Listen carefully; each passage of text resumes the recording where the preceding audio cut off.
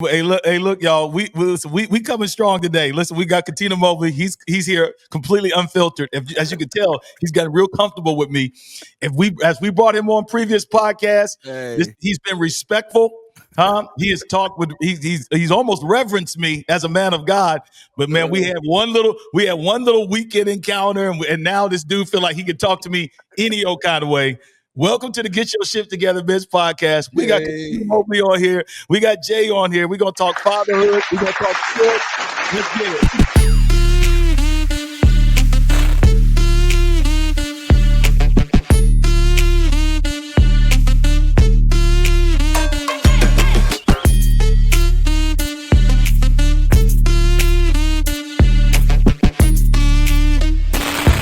To the Get Your Shift Together Men's Podcast with your host, Dr. MyRon Edmonds.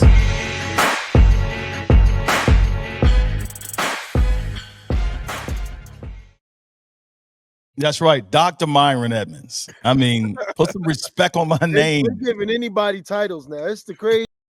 No, I'm about to mute this guy. Listen, y'all. Welcome to the Get Your Shift Together Men's Podcast. We got the unhinged Cuttino Mobley with us today. But before we get into that, this podcast is sponsored by Natural Man E Men's Supplement. Fellas, I'm dead serious. Now, Jay, I don't know if you're still taking the supplement. I take the supplement every day. I took it this morning. It's great pre-workout. It's great post-workout and recovery. But more importantly, it's great for men's health. All natural. It's got all the stuff from Africa, bro, that you need. Ashwagandha. What do you call that stuff? Ashwagandha. I mean, you got that in there. You got the beet extract in there. You got the watermelon extract in there, and a bunch of other nitric oxide stuff. And all of that's good for blood flow. So all four of those. So when you got the ashwagandha kind of winds you down, keeps you more less anxious, right? It's more for calming.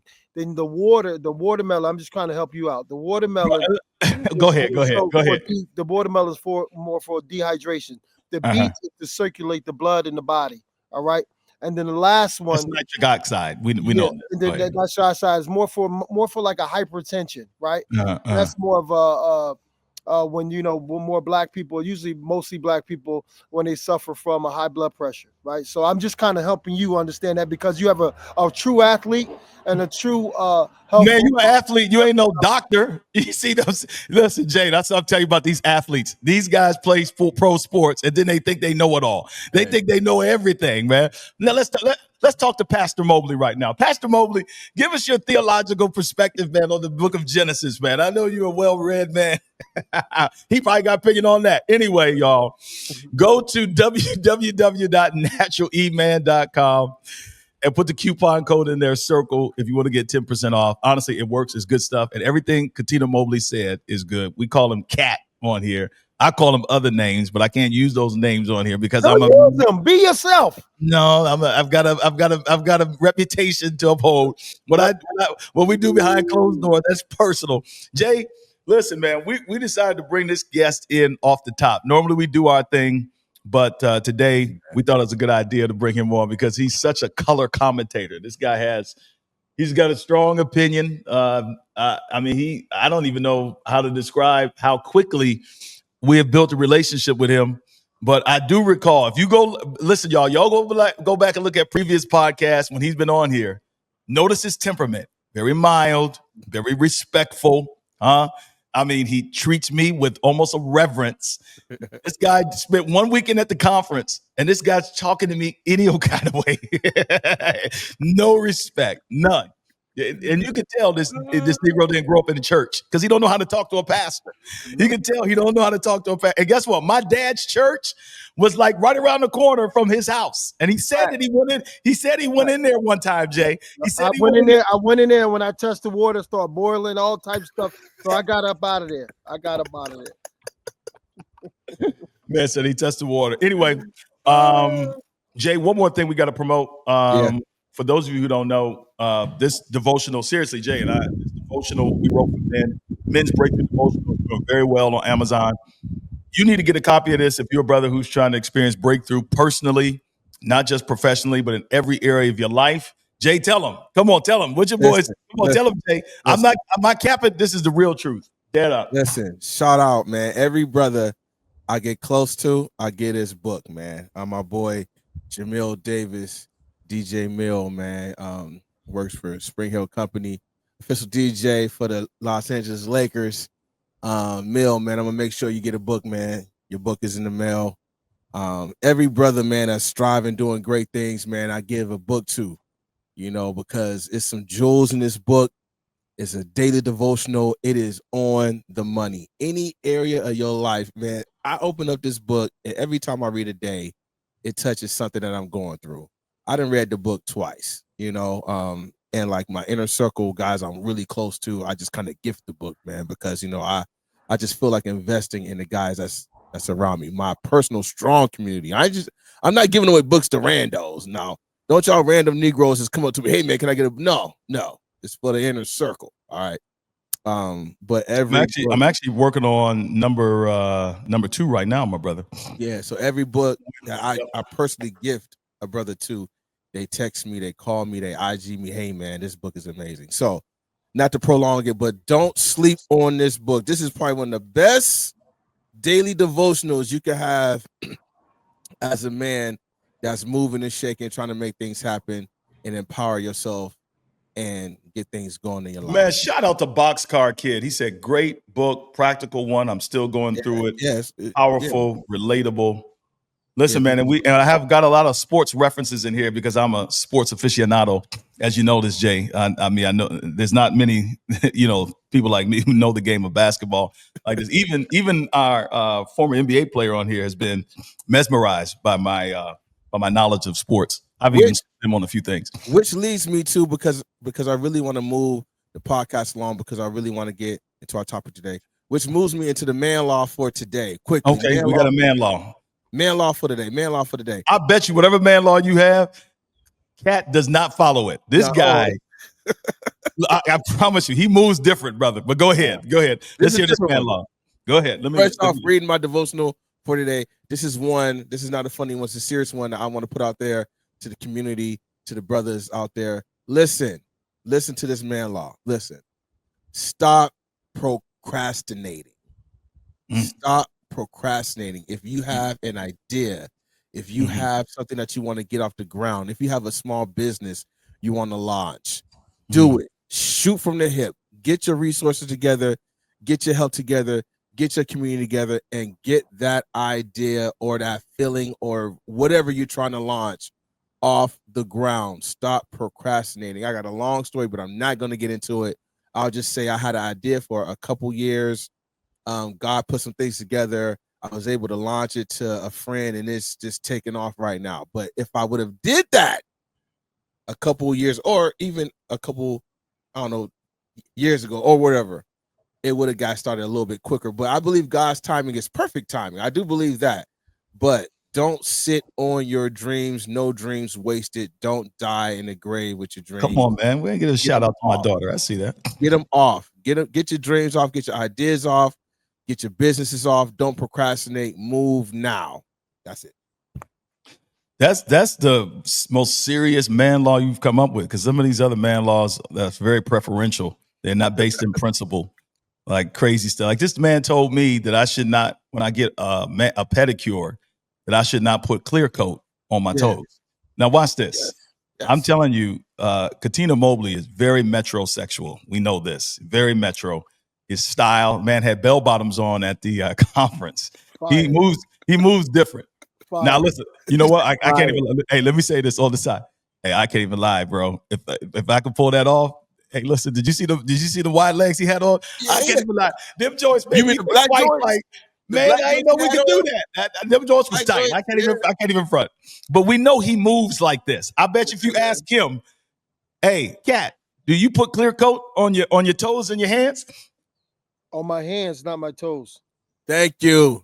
Why not the toes? No, not because is anything. I'm always sneak. I'm an athlete. I work out a lot. You know what I'm saying? So I don't really get them unless I'm home, and you know what I'm saying, I'm barefoot. Other than that, you know what I mean? I don't do leisure time like you. You know what I'm saying? I'm usually working, doing something. You know what I mean? See, you put clear on your toes. That means you're not really doing that. You're not no athlete. You want people to see your sandals, and then you're not doing too much. But that probably be a good life though, because you retired on doing everything. You know what I'm saying? You don't work out. You know what I'm saying? You don't do none of that. You know.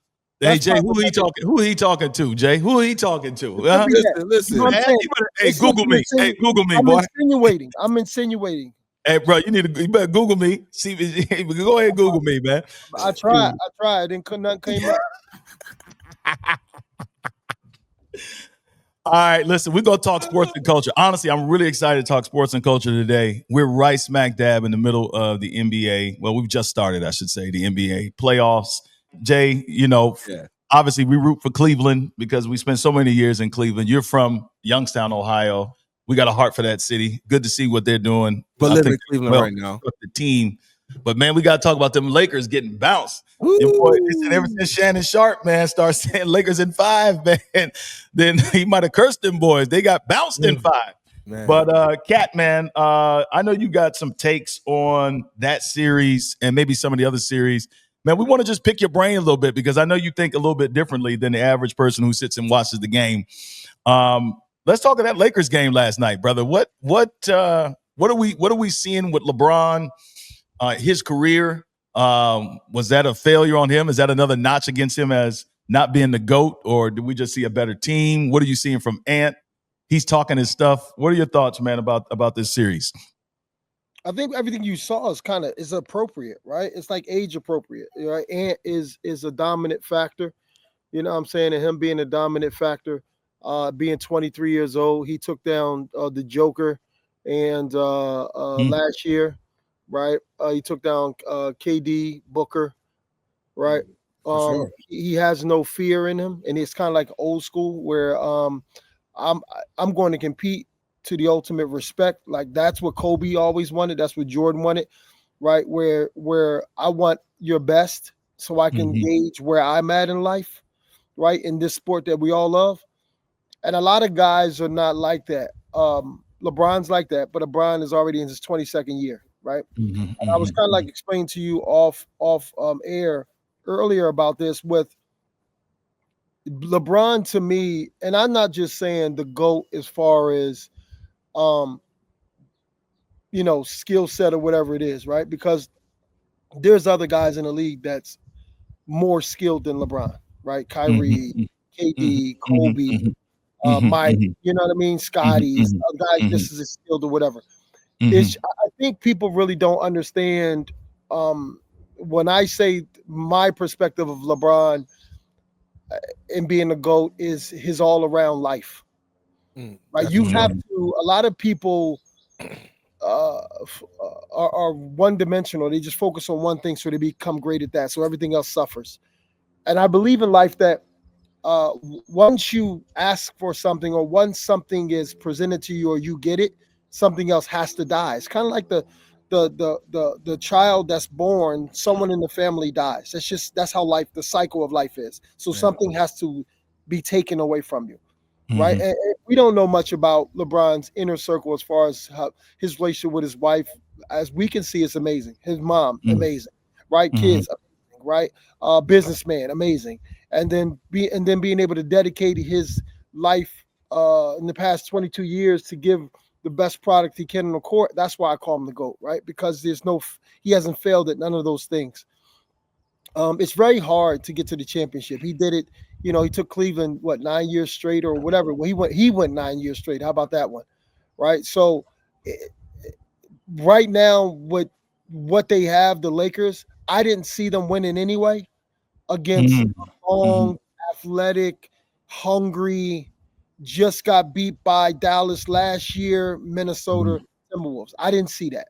You were ranked higher because Minnesota was trying to figure it out towards until the halfway in the season. And then once halfway in the season, you got to see where Minnesota ranks offensive efficiency, defensive efficiency, where they're at in the top 5 as far as defense. And they got one of the, if not the best closer in the game that's not scared of nobody. That'll play both ends.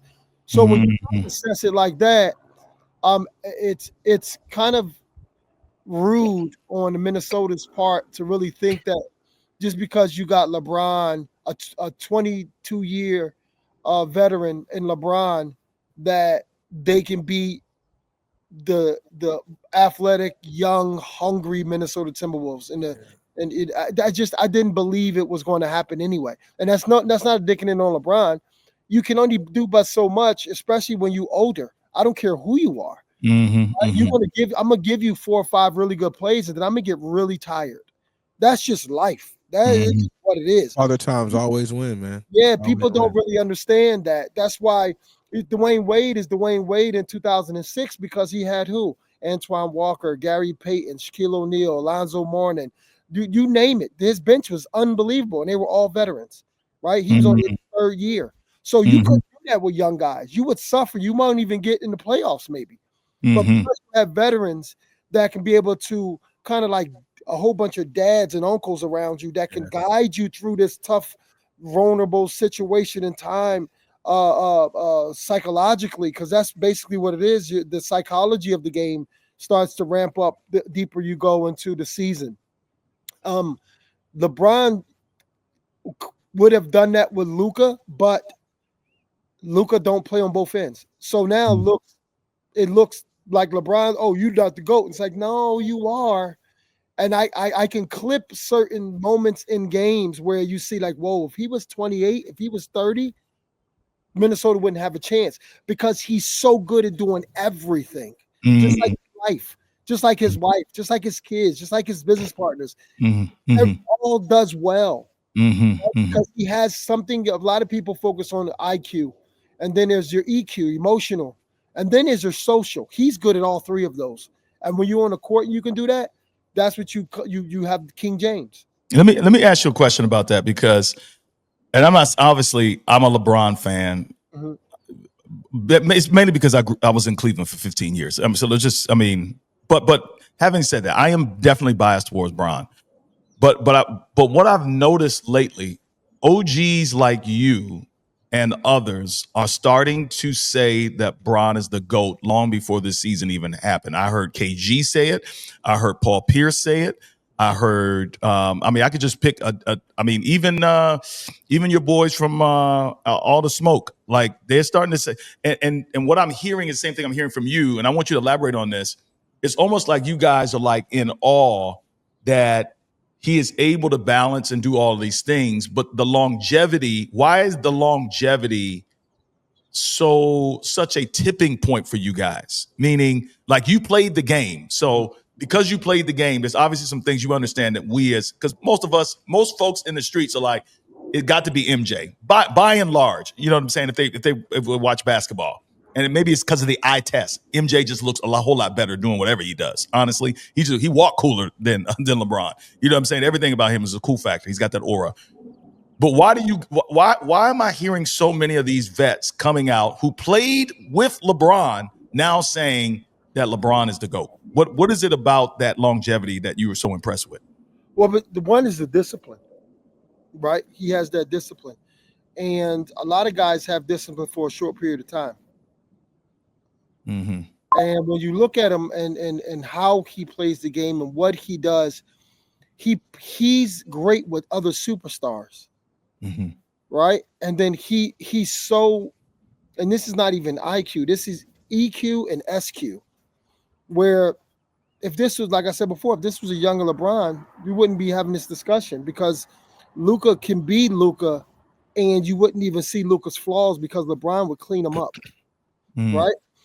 You Kyrie and Dwight Howard and Anthony Davis and Dwayne Wade and Chris Bosh. It's once Dwayne Wade said after their first year, yo, this is your team and we'll follow you. LeBron was like, all right, I got you. It just snapped. It just clicked. Where they bashed him the first year when Dallas beat him and Jason Terry went off, right? But at the end of the day, he adjusted super fast and was like, okay, got you. And now I'm going to take over and we're going to win 2 in a row. Right. Yeah, here's one thing that we talk, talking about this series, man. If the Lakers really want to go to the next step with this franchise they have now, I don't know. I want your take on this. I think Luka needs to get in a little bit better shape, man. Guys like Joker could kind of carry the weight. This is a good question. Ball. You know what I'm saying? Ball use his weight as a more as a benefit. You know, Luka and Joker are two different players. I think Luka tries to be more smooth on the ball, cross people over, do stuff like that. I think the Joker is more of a down base center, bang out type of player. I think if Luka really wants to be that type of on the ball slasher, take you off the dribble type of guy, I think you got to get in better shape, man. What's your thoughts on that, man? You just got to get in better shape to me. Or even ask the initial question, like, what can the Lakers franchise even do to go to the next level? I mean, yeah. Okay, so there's three things. There's three different things, right? There's Luka's getting in shape. What can the Lakers do? And going back to I didn't finish that explanation. Well, why do we all think LeBron's a GOAT? Because we understand the work, and he makes it look easy. He will play in games at that age and come out and get 28 and 8, 28, 8 and 8. Like, that's incredible, because we feel in our body. Our body is it beats you up. So if you can right afterwards ice and lift and then get in the chamber and run and eat the right way every single day for the past 20-something years, like, I don't understand what people like. A regular person's not even doing regular stuff, right? And this man is doing it every single day. And then people always say, "Oh, well, if I had the money," no, you wouldn't. You would not. You wouldn't do it. It's not your discipline. That's his discipline. That's one. Two is, but as far as Luka, you're already 6 years in, right? You're about to be in your 7th year, I think. I think who you are is who you are. Unless it's some epiphany that you can change, because your character is your character, right? So you drinking beer, and whether you home smoking cigarettes when you in back where you from, and not getting up, you got love handles, and your back has been stiff for years, and you can't stretch, and all these different, the way you eat, you pudgy while you playing during the season. That's all. I don't care. That's all. I'm spoiled. That's all I'm entitled. That's all that is, right? And I say that's harsh words, but it's just constructive criticism. It's just holding you accountable. We assume that all these guys are working out. No, okay, we're not in the locker room. So you're telling me that these guys are just showing up to practice and they're not doing anything else? I mean, you can see well, that's not. No, it's not. It's not that. It's not that. You can show up and practice during the season and do that all day, but that's not where you become a star. You become a star in the summer. People don't understand that. You work hard in the summer because you don't have a lot of practice time. You don't have a lot of time to get in shape during the season. That's how that's not how that works. You understand? So then when season comes, when you have these injuries, that's because you didn't do what you did in the summer. That's the only reason. There is no other reason. Kyrie Irving tore his knee because they played him 40-something minutes a game like a dog. So he playing on both ends. So I don't care who you are. If you're young and you do that, oh, they're just young. If you keep doing it when you're young, oh, that's just his body. When you do it when you're older, oh, he's old. There's always an excuse to something. But the human body is not made for sports, truthfully. That's why you do so much to get your body ready. Right? And it's only a short window that you can be excellent. LeBron's done that in 22 years of excellence. No one else can do that because you don't have the discipline. Right? Like Jordan is amazing. 15, 16 years, you're smoking cigars, you're playing 36 holes, you're going out, you're playing cards, you're doing all that stuff. Your body is dehydrated. You're still going out doing your thing. Like the greats of the great Kobe, you overexhaust yourself. You tore your Achilles, your arm, your knee, you know what I mean? And boom. You know what I mean? Like it's just so much that goes on. And LeBron is like a gift. He's like a freak of nature, man. He's like a freak of nature. Because it's the work he puts in the summertime is the reason why he gets to recover so fast in the winter and during the season, so I don't think Luka can. It takes so much work. You know what it's like in 6-7 years of being excellent. Luka being in the league 6 years, first team All NBA 5 years straight. You've been praised all these years. First team. So and he was a pro. He was a pro for years in Europe, long before he got here. But check this out. That series he just lost, He averaged 30, like 6 and 5. He averaged 30 points, 6 rebounds, 5 assists, or 7 rebounds and 7 assists, something like that. That's amazing. But you're giving up so much on the other end. Everybody got to cover you on the other end. So you're great at that part, but it's not about that part anymore. That part's easy. Anthony Edwards was 0 for whatever in the last game, but he used all his other attributes, right? Defense, deflections, block shots, guarding people. He did all those things. That's because the summer prepared him for that. You understand what I'm saying? Like in the Anthony Edwards last summer, he ran out of gas when he met Dallas. He ran out of gas because he had to chase around Kyrie, right? So now think about that. We won't know the true Anthony Edwards if his stamina will persevere until the third round, because he's doing this in the first round against KD. Yeah, that's a fact. So you hype it all up, but you still got 2 more rounds. So if you get to the third round and your energy's at another level and you get past that, then you can say. But if you are tired in that round, you've been doing something during the season where it's been taking your legs or doing this or doing it. Could be that. I don't know. So let me shift gears for a second, because one of the things that you have been passionate about, which is one of the reasons why I find you very interesting, because, you know, and I've said it to you and other people have said it, so you know it's fairly true in the sense that you just think a little differently than even other athletes, right? You're thoughtful and insightful. So I think it's important that we talk a little bit about some of the things that you're passionate about, which, just getting to know you, I realize, man, he's passionate about sports, but he's probably more passionate about life.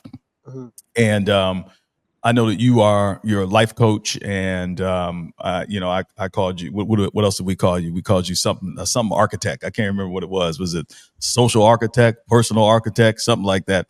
But you're a strategist. Yeah. And you have this. You've come up with this framework, and this is good, Jay. You got to hear this, man. You come up with this framework, and I remember you mentioned this before. I don't even think it wasn't even developed when you said it the first time that you came on my podcast. But I remember I asked you a question just about fatherhood and stuff like that, and your response was like, "Yo, I'm not." Basically, it was this. It was like, "I'm not playing anymore, but the same mindset that I had towards playing." He's like, "That's the same mindset that I had towards life and being a father." And you know, he was like, I picked apart the game when I was a player, and I studied every detail, and I was meticulous about it. I haven't changed at all now that I'm a dad. And share with the guys a little bit about this pro mindset that you are embracing. And I think it's important because, listen, if you're a winning circle guy, Cuttino, this is our thing, bro. We hang our hat on this. For all the joking and stuff we do, real talk. Like, it's a lot of brothers, they one-dimensional. They win in one area, and honestly, that's probably who Luka is. Luka's probably that dude. He a hooper, but because he's praised in that area, he's slacking off in maybe some other area. I don't know him, but he seemed like he that guy. You know what I'm saying? Talk to us about that path, bro. That the pro and the path. Give us your thoughts on that. Yeah. So the reason why I say that is that I just take everything. Is how to be a pro is kind of like my mindset, that framework, right?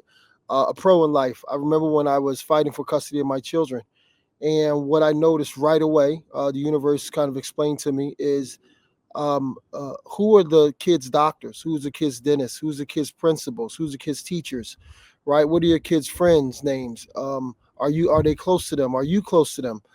Like, that's studying the game of life, the life that you in, right? And a lot of men, their moms are focused on that. Right, so that you're being I'm only a shooter. Oh, can you rebound? Can you get a deflection? Can you get a steal? It's the same kind of metaphor, right? It's the metaphor of all that, right? So when you can really study, it's like, what's most important to win this championship? What's the championship you're trying to win? Championship of life, where my kids love me, I love them, and they go off strong and independent, and good people. That's how do you start that? Oh, I got to start focusing on me and my surroundings, right? I can't be so consumed. So I look at the same way. It's like, what do you need in the game of life? It's like being basketball. What do they need me to do today for us to win? Right. So I look at that and I say, okay, if I know this doctor, my kid's doctor, if I know the dentist, if I know the teachers, if I know the principal, I know this, the world becomes that much better. Now my son's watching and saying, my dad does this. This is how my dad greet people. This is how my daughter, my friends love you so much, this, that, whatever. I'm very conscious of them. Your friends like this, oh, they like giraffes, oh, they like this pink, oh, they like, I watch everything, just like the game. But we get lazy in life, whether it's your wife, whether it's your husband, whether it's this, that, whatever. We get lazy because we're very narcissistic. We're actually children from 8 to 12 years old. So everything's about us, right? So we may step out of that lane for a second and do something nice. But then if we keep doing things, it's like, well, what about me? Well, life isn't actually about you. Life is about serving and suffering, right? Because if you think about it, we all suffer every single day. If I say right now, drop you off in China, you got to learn Mandarin or Cantonese. That's you're going to suffer for a second because it's difficult. When you're a little baby, you start what? You suffer in the beginning. Why? Because you outside of this bubble. You got to learn how to walk. You got to learn how to talk. You suffer. When you get to first grade, oh, friends, I don't have mommy and daddy. I got to learn how to socialize. Suffer again. Right? You get to high school, you suffer again. You get to college, suffer again. You get to the real world, suffer again. So you're always suffering. So why not make suffering your best friend? Right? Bro, get this man some applause. This boy out here preaching. Hey, we need an organ. We need to put an organ behind this boy. Hey, where the organ at, man? Where the hoop track? This boy is preaching in here. I told you, but you better stop playing. You better stop playing with it, cat. You better stop playing. Listen, hey, man, that's gold. But you know what? Serve. Woo! I think a lot of people just have an issue just embracing that, man, because you know they want the spoils of life, you know, but they don't really understand that the spoils of life is gonna come from suffering, you know. You gotta suffer through stuff, man, and that's just a hard mind state to just embrace, man. Like you gotta really there's no end to suffering. There's no end to the grind. Even when you get the millions and you get the championship or whatever, to maintain that, you have to still suffer. Well, can we go there? Talk about, because you had your own suffering. I don't know if can you tell your story, brother. People don't see this side, and I think it's important, especially when you start talking about the pro. And I want you to break down what that means, because you've created a whole framework behind how we approach life in a pro-like fashion, meaning we're winning in life. But it wasn't always like that. You hit rock bottom as a professional athlete. You went through some things. Can you tell us a little bit about why you think the way you think? What did you go through, brother? If you could share that with us. Well, yeah. So I'll just give you after basketball for a second, right? Yes, that part. You know, when they misdiagnosed me in basketball, I lost a certain amount of money. I didn't know exactly my purpose at the time, right? Well, it didn't. I was so used to everyday monotony in basketball, and I wasn't really clear on the vision, right? So it frustrated me inside. So I asked God for things that I wasn't ready to take care of. So he still gave them. And then what happened was, and not being detailed in the asking, I suffered from that. And then I had to learn. So having two more children, Miles, who's 15, my daughter, Sam, who's 11, I met their mother, and I wasn't in the right place. And of course, she wasn't in the right place. Then we have two children. Now both your traumas are fighting against each other. Yeah. So I fought for custody of my children, and it was a 7-year trial, 6.5-year trial, and I won. But during that trial, I hate saying losing money because I gained my children, but I was spending a lot of money. Lost the house. I did all these different things, and I remember being during COVID, and I was in this big old house, and I was scared. I was crying on nights and balled up in the corners, and not knowing what the judge is going to say. And then some said, "Yo, get your ass up, man. Let's be a man, like be a pro, right? Like be a pro. Cut it out." And maybe it was my stepfather who passed away my rookie year, but it was more so stop feeling sorry for yourself, right? Get back to the basics. And the basics like focus, small habits, right? First exercise, first pray, exercise, meditate, do all those things. But then it was like, okay, what do you do from here? Okay, what do you do from here? Start to study your life. We don't really study our life. We just it's kind of like multiple choice. You just like marking it off just to get through the test, and before you know it, you're surprised that you got a 37. Do you know what I'm saying? It's like, did you read the question? A 37 though? Yeah, you get a 37. You know what I'm saying? It's like, did you even read the question? Be like, no, I studied though. I did study. Yeah, like you My you man don't said think you study, but 37. again, that's part of it that you didn't study, right? You only you don't really study what you know. It's kind of like you don't really go back and look at which if you won the game, right? You don't really critique it. I kind of look at, even if I won the game, I want to understand exactly what they were doing, right? Jalen Green, prime example, in the Rocket series where 9, 8, 38, and then 7. And then the last game, of course, they won, but he came out hot, had 5 quick points. But the point is, I don't think he knows how they're defending him. So you're just actually playing the game. You're not actually studying the game. You're just playing the game of basketball. And some people get overwhelmed thinking that much, right? But there's a skill set to it, right? Skill set of listening, communicating, talking, all those things. So it's a skill set of watching film. There's a skill set of those different things. And what exactly should I do or shouldn't I do? Kobe, when he was airballing against Utah, those 3 airballs in the postseason, I was talking to him about that. It's like, I've never played this many games in a season, so my legs were dead. Right? On top of naturally being nervous as a young kid, right? So of course, you're nervous when you're older, right? Or somewhat, But at the end of the day, you fight through that. All of us have the same feelings. It's just how long do you want those feelings to stay? Well, the reason why they stay longer for others, stay. The reason why those feelings stay longer for others is because there's no reps, right? Repetition kills doubt. So doubt comes to the door. It's like the vampire. You can't come in. I know you at the door knocking. I peek out. Oh yeah, no, you can't come in, dog. I'm cool. But I appreciate you because you're telling me I gotta step up my game. Okay, cool. That's what it is. So, for me in fighting for the custody of my children, when I won, I said to myself, now you got to really focus on who you are, right? Because you're a different person than you were when you played basketball.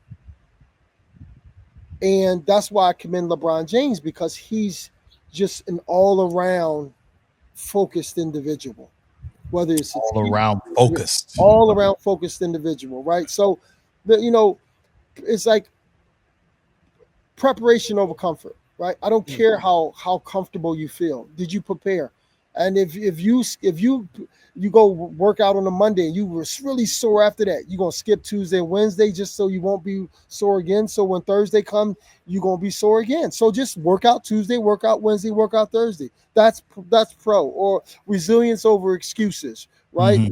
That's the R. And obsession over mediocrity, right? You have to obsess over. If you love something, I shouldn't have to remind you that you love it, right? You have to be mediocre. Be mediocre. Like I'm cool with that, but I don't want to hear from you. Yeah. Like I'm not gonna be pissed off at whether it's my kid's mother or my coach or this person or that person if I didn't put the work in. Like, did you actually put the work in? My daughter, something simple, something super simple, guys. I'll tell my daughter to go find something, and she barely looks, and then I go in there and I find it, and I said, "Well, you didn't really care to go. You didn't care to find it." A lot of people do that, like my daughter. They just pull up the blanket. That's all. They don't look underneath the bed. They don't do this. They don't do that because they just don't care as much. You don't care to find it. They don't care to find it, right? They don't care to find the answer to themselves. They just stay within. They stay content, right? They stay mediocre. They mediocre. They just stay like. And guess what? A lot of it has to do with your childhood because you didn't put yourself in uncomfortable positions a lot at a young age, right? You're supposed to be, when everything's uncomfortable, you're supposed to be comfortable. That's how I want you to become. Okay, I'm glad you said that because that leads me to my next question. And Jay, we got to talk about this. Shador, you and I, we talked offline, and honestly, you had a take, and we kind of disagreed. I'm not sure if we're still on the same page here, but my mindset was, and you're talking about as a parent, putting your kids in uncomfortable positions to help them later in life. Mm-hmm. To me, I'm just saying, just to me, and maybe even to Jason and every other black dude out there, we look at Dion with reverence as a father. Honestly, the same way you talking about, and the same respect I have for you, for how you have really taken the charge to, be a great father. A lot of y'all don't know this. I'm saying this. He's not going to say it. But Cat has turned down coaching opportunities. He's turned down TV analyst opportunities, color commentators. He's turned all that down to be at home with his kids, right? So I'm saying the respect I have for you to do that, where you've turned down money and opportunities and career goals because you put your kids first. Amazing. I mean, in a sense, I look at Dion that way. Dion went and coached his kids in high school. Dion is the father. He's like he's the exemplary father in our minds, right?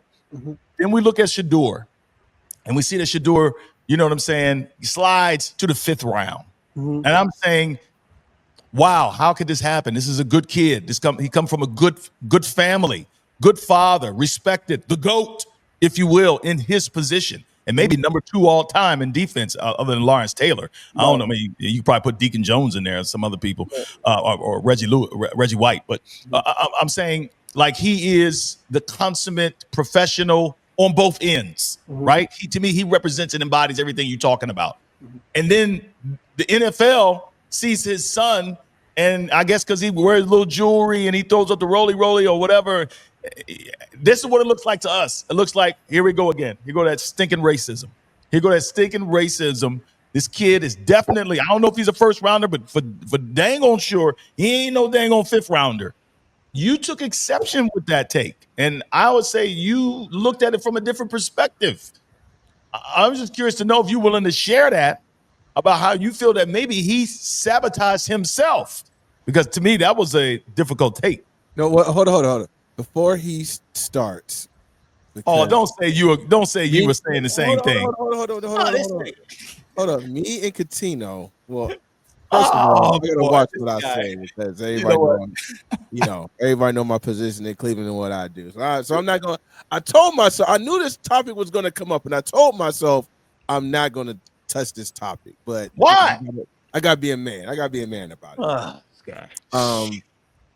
Give me a headache. First of all, a long time ago, somebody shared with me some things about racism, and one thing that and this may be a hot take, but one thing that us as a culture, we kind of got to get past is, we have to stop being racist. Look in the camera when you're saying this.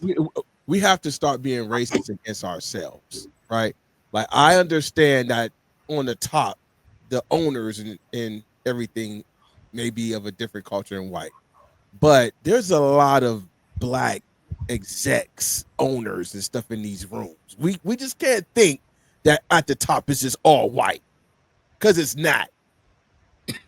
At the top, it is not all white. As a people, we have broken barriers, and we are owners. We are head coaches. We are execs. So it's just not an all-white room. Okay, so do I think racism played a part in it? Yeah, I mean, of course. But I'll keep it simple, and I'll say this. In life, if you interview bad, you don't get the job. If you go into a room, if you go into an interview and you interview horribly, you don't get the job. Okay? Does does the racist and the flashy things play a part in it? I'm not gonna go there, but I have seen countless tapes of him at the combine saying, "Well, how you know that he interviewed bad?" Listen. You could watch. It's all over the net, man. We have not seen his interviews. We've seen him play. Listen, insiders of the NFL have said this. Okay, insiders. Who are these insiders? Okay, question.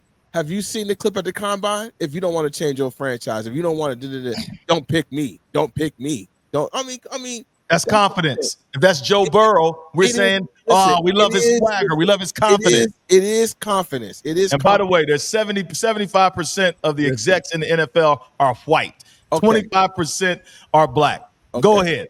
But what I'm saying is, we are in some of those rooms. We can't think that it's like, you said 75, right? That's not 100. I know that's a big number. Okay, in fairness to you, there's 8 black GMs. Eight black GMs out of 32. Right?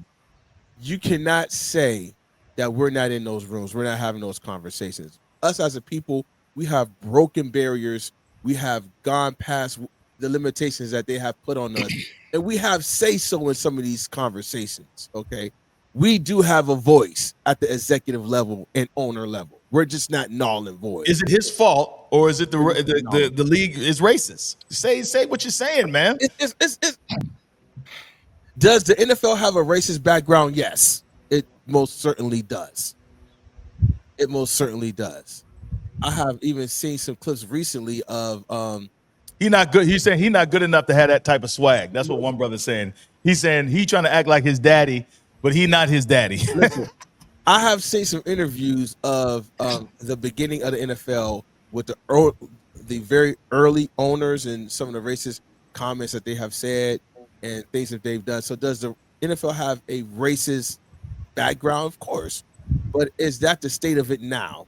You know, Jay, I'm asking you, is this, and we're going to bring Cuttino in, but I'm saying, is this, how much of this is racism or how much of this is, I don't care who he is. He's not that good, and he gave bad interviews. Come on, man. Come on, man. That brother led. I think he got the highest completion percentage in the history of the NCAA. And look at quarterback need. Look at quarterback. Who really needs a franchise quarterback right now? Oh, come on. Let's look and see, bro. Who needs a franchise quarterback right now? Why are we doing that? Go ahead. I mean, y'all what's wrong with y'all, Uncle Tom, on here, boy? Listen, but listen, I'm not saying that the racism did not play a part. I'm not saying that. Plus, I'm not saying that it's like humble yourself. I'm not saying that. But what I'm saying is you have to don't do yourself a disservice. Seahawks needed a quarterback. Don't do yourself a disservice. Don't do yourself a disservice. You know, Saints needed a quarterback. They passed. Listen, if you're at the combine, you should never say the words "don't pick." I mean, like, come on, don't do yourself a disservice. That's all I'm. And make no mistakes. So brothers can't make no mistakes. What are your thoughts? I'm about to call Uncle Cap Mobley. Look at him, boy. Look, he got that look on his face. He got that look on his face, like, yes, I'm master. I'm gonna speak. What's your take? No, it's hard, bro. It's hard for me. Yeah, no.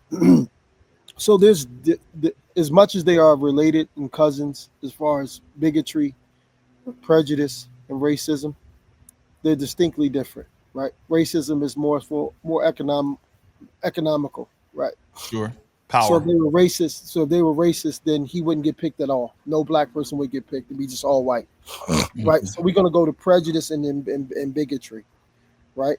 In what you saw, right? So prejudice is more so how a person looks, how a person acts. That's more. All of us are prejudiced. Right, exactly. So as far as racism, now you're keeping a certain group away from economically growing. That's racism. Or from power and position. Or from power or position. But it goes from economics. So, so a poor white person can't be racist. They can be prejudiced or bigot. They can't be racist, right? We use the word so loosely, like love, like how are you? I'm just saying definition-wise. It's not the same. They may be related as cousins, but they're not the same. You still can't have sex with your cousin. But they still benefit from the system. A lot of them benefit from the system. Yes. They are cousins. But my point is, we use the word racism loosely. All that was more so to me is, and I love Shador and I love Dion. Dion's my guy. I'm just saying, like what Jay was talking about. It's like no one is bigger than the system. Jeffrey Epstein, Donald Trump, when they get a chance, they're going to get you, right? The powers that be, Elon Musk, you see that with Tesla, right? It's just so many different things that happens when the system is bigger than you and you think you're bigger than the system. You can't go in the interview saying that don't pick me, this, that, whatever, I'm going to do this. I don't care what white boy did it. That's just not how this one works. It just don't work like that. A girl, I'm a woman, but you smack me. What if I'm a man? I smack the hell out of you. My power is more. I don't care what. You can't do it. Certain things you just can't do. Some people can do this, other people can do that. You just can't do it. Now, Deion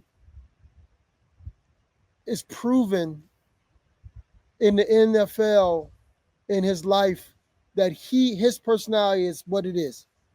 It's big. Yeah. Big. Shador, I want you to believe in yourself. I want you to be who you are. But at the end of the day, understand, my dad always told me this when I was younger. The same way you accept my yeses, you still got to accept my no's. Right? So, yeah, you can be all that you want. You make a mistake, make as many mistakes as you want, but you don't get to choose the consequences. Don't think when you say this that this won't happen. Hey, man. That's all I'm saying. And he was cool afterwards. Okay, good. I thank God. And blah, blah, blah. And y'all got a good one and blah, blah, blah. That's it. Other than that, what you said before, you made a mistake, and the consequences, you don't get to pick them. They can pick whatever they feel like picking on you. And if you do that, the Shannon Sharps of the world, if you do that, certain people of the world, all they do is tally it up. And when it's time for them, Donald Sterling's a white man. The NBA told him, don't sell this, don't come here to the LA. He still did it, and he won the lawsuit. And 20 years later, guess what happened? Yeah. I'm in this little paperwork right here, and this line right here. You can't do that. See you later. I don't care if you got $4 billion or not. You 80-something years old. You ain't gonna be able to use it. Don't matter.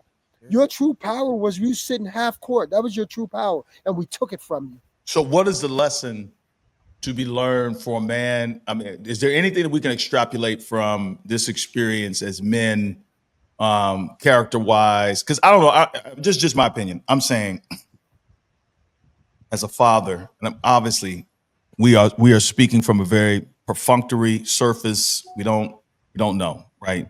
We're just having a conversation. What don't we know? What don't we know? What I'm saying is, we ain't in his house. Similar to what you said, like LeBron. He looked like he got a good marriage, but I don't know this. Now, you probably could speak more of an insider than the rest of us because you know these people. What I'm saying is unless you living in somebody's house, we don't really know. Y'all don't know. It look like I'm happy. It might be that I'm not. That's all I'm saying. I'm just giving that caveat to say I'm not sure, but it seems like Deion is a man of God. Yes. He's a man of principle. Yes. He's raised his kids right. They've never been in trouble. Okay. They're not in the clubs. They're not out wilding. They're not doing, they are principled, godly, Christian kids with money, but they happen to be black. Mm-hmm. And he has one slip up and you put him in the 5th round. And what I'm saying to me is, what's the lesson to be learned? First of all, it's not one. Listen, it's none of them are slip ups to me. But I'm not the one that's picking. I'm not the one that's billions of dollars. That's so what do we learn? What's the lesson? You're saying all these. Listen, you're saying all these things about Deion. You're saying all these things about Deion. I recall 2,000 years ago. Didn't they like this one dude that was walking around with a robe and walking on water and everything? Hey, where the organ at? What? Put that on. They didn't like him either, did they? They didn't like him either, did they? One of his apostles betrayed him, didn't he? Hey, boy, you been in the world? Human beings, man. Okay, yes, but I say, but I ask you a direct question. What's the lesson? And two, just to add on to the draft thing, like we don't have to. Shut up, Brandon. Talking about the lesson is to take all situations seriously and put your best foot forward, regardless of who you think you are. That's corny, man. No, that's the hold on. Let's unpack this because everybody likes to play the clip of Eli Manning at the draft. I've been saying it so much when he turned down going to the Chargers. 4 years, he didn't say nothing crazy. He didn't go to the combine and he didn't go to the combine and say, "Don't pick me if you don't want to do this, if you don't want to do that." I mean, regardless of what's going on, you have to represent yourself in a manner that you're trying to get the job. If I'm trying to get a job, I'm not going to tell the job not to pick me. That's just me. Okay, Cuttino, what are you telling your son about this experience? That's what I want to know. I'm telling you to be yourself, but like I'm saying, there's a message that I'm saying is, how are you raising that boy? Because I know you instilling confidence in him. Yeah. Okay, so I'm gonna go back to it, but I'm gonna say this real quick. Tyrese Halliburton's father, right? Oh man, he embarrassed his son, right? His son scored 11 points, 5 points in overtime, 6 points in the last 18 seconds, whatever it was, right? Of the game to win the game, game-winning bucket. Mm-hmm. That was about him and beating Giannis and beating the Milwaukee Bucks and going on to the next round. You come out so emotional and did X, Y, Z. That's embarrassing. So I told my sons like this, I would never embarrass you. I'm not going to ever do that. Right? I will swallow my whistle before I embarrass you. My mom and my dad did that. My dad hood. My dad two-striker. Okay? So my thing is Dion can be Dion, but that don't mean you have to adopt what you adopted the last name. The personality, you don't understand what he was going through when he was in his 20s and 30s and 40s. So you just going on the bravado of what you see every single day as your dad. So that's a cool thing. You admire him. That's great. But make no mistake, your mistakes can be, you can have a million of them, but the consequences that you may not have seen your dad face, those you don't get to choose. And you be who you are, and you'll be the last one laughing, because when you get to the pros, you're gonna do X, Y, and Z, and that's gonna really tell your true self. Story. Because when you can say I told you so, or you can just keep your mouth shut and just do X, Y, and Z. Because a lot of dudes say I told you so, and then they get a bad injury and something happens. That happens to everyone. People do. You just be a good person. Not saying that he's not a good person, because he is. All I'm saying is, when you know you got when you know you have the power, you don't have to let nobody know it. They know it. It's going to eat them up. You just keep your mouth shut. Chill out. And that's black, white, Spanish. I don't care who you are. It don't matter. It really doesn't matter. The ego, that's why I always tell you this, and Jay, you never heard this. I always say purpose before ego. See, when you're growing up, it's always the ego first, and then it's the purpose. But now you start getting older, and especially if even when you're younger and mistakes happen, you have to say to yourself, oh, damn, God and the universe loves me because they just gave me this situation. And even if I lost this house, or I lost my wife, or I lost this, or she cheated, or he did this, or I did that, whatever, and I'm fifth round, I know the next time, chill out. Just be great. And that's all I'm saying. And you got the lesson.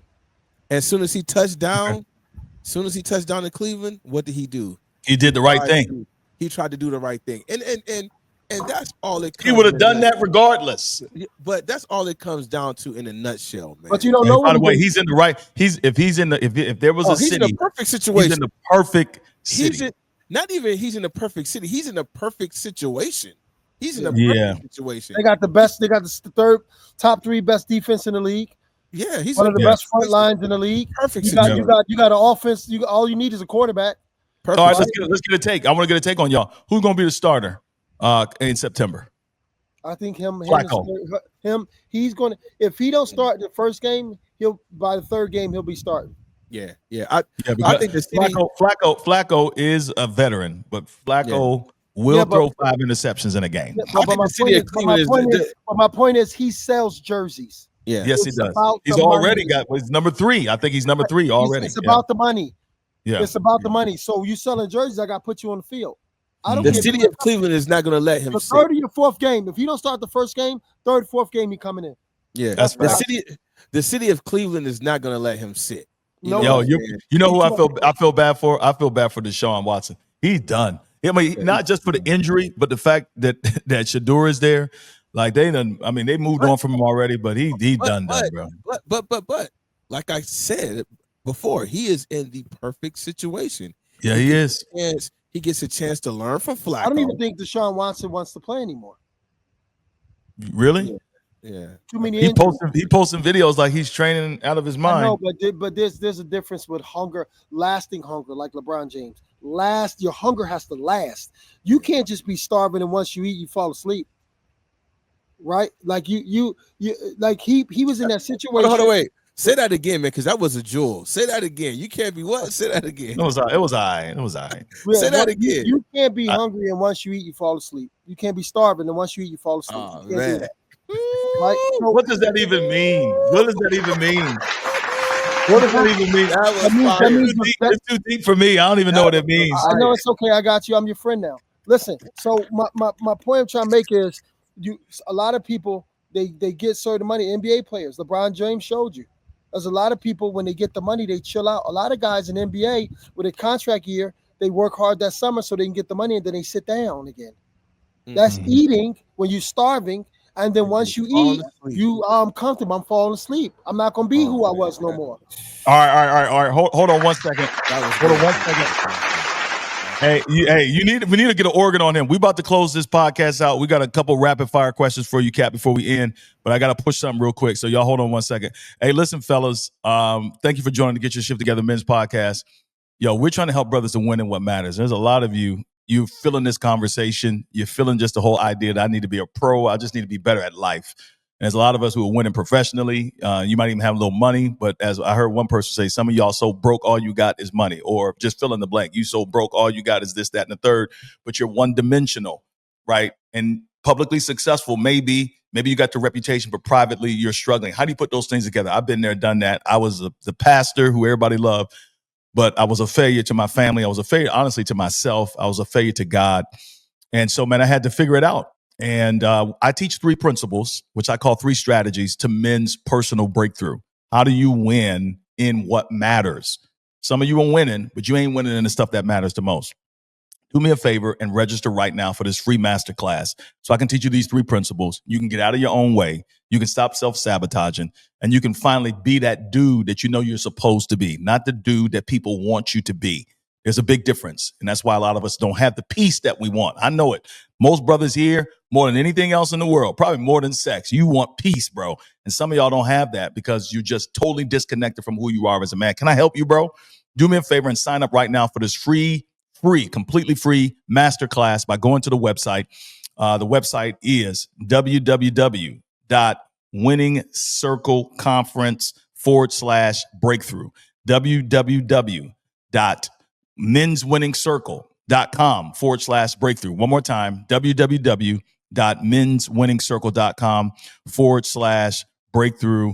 Hey, bro, let's work this thing out. Get in there. It's completely free. You don't got no excuse to be there, not to be there. You need to be there because you need to stop hurting yourself, stop hurting your family, stop bleeding on people that didn't cut you. Get in the room.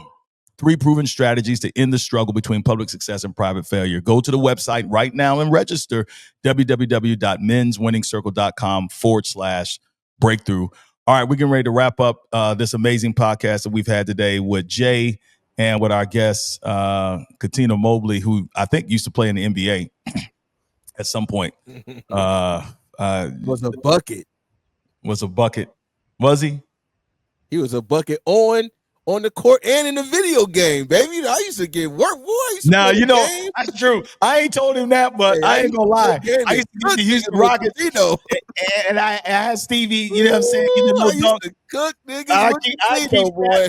The video game cat was the truth. I put that man behind the 3-point line, and this is on NBA Live, not this 2K crap. We didn't play 2K. We played NBA Live. We played live, baby, live. We played live.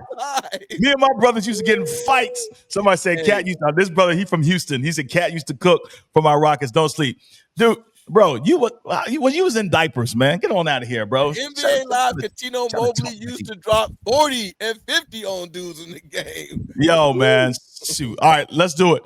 Let's do it real quick. Cat, these are quick rapid fire questions.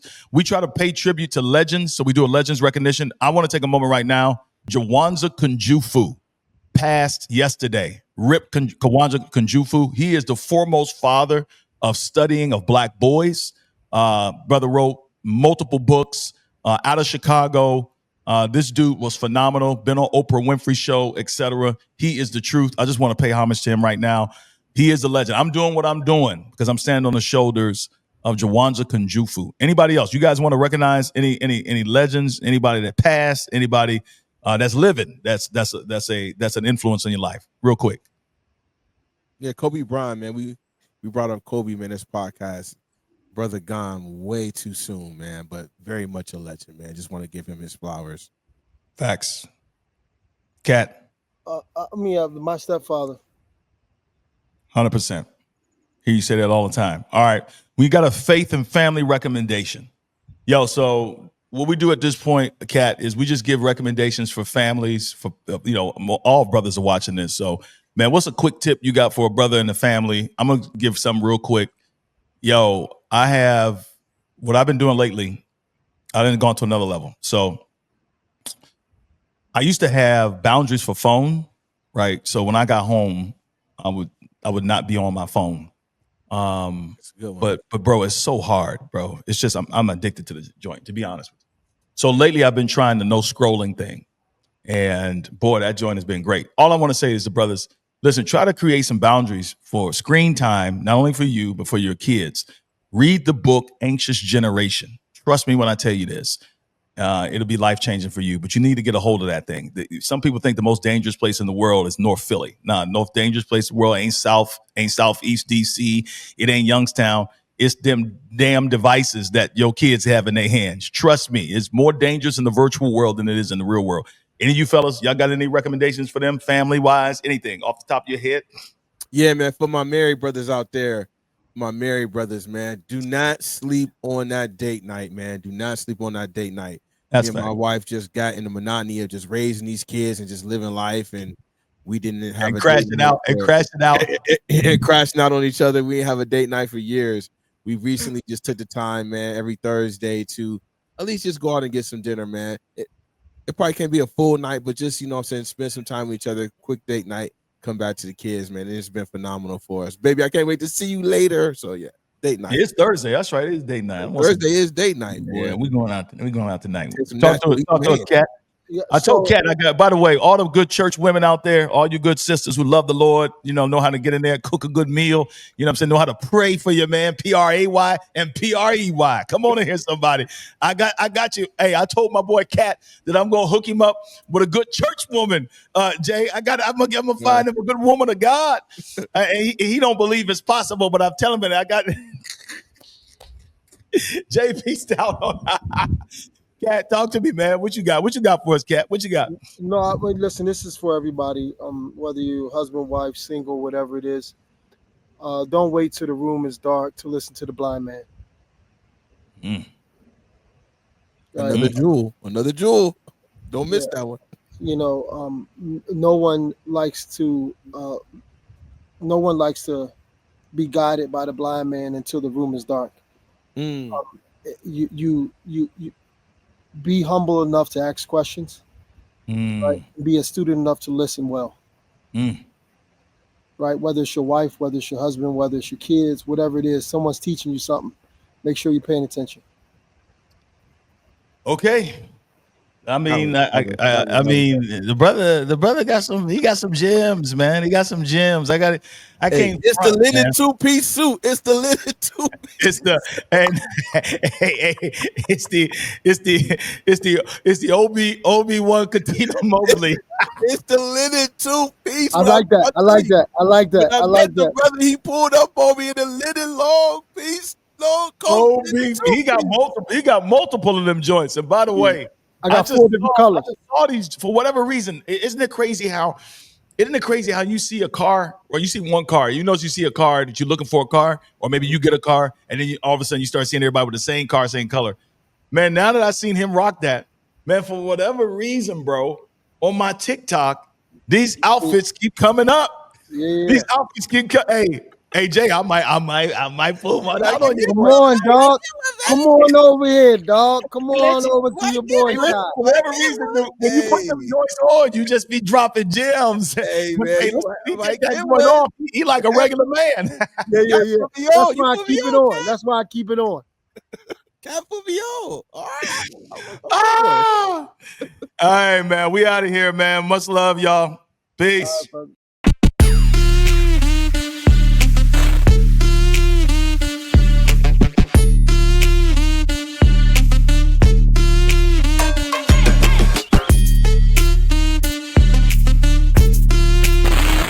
Thank you for listening to this episode of Get Your Shift Together Men's Podcast. For more information, please visit our website, menswinningscircle.com. That is, menswinningscircle.com. Let's win in the things that matter.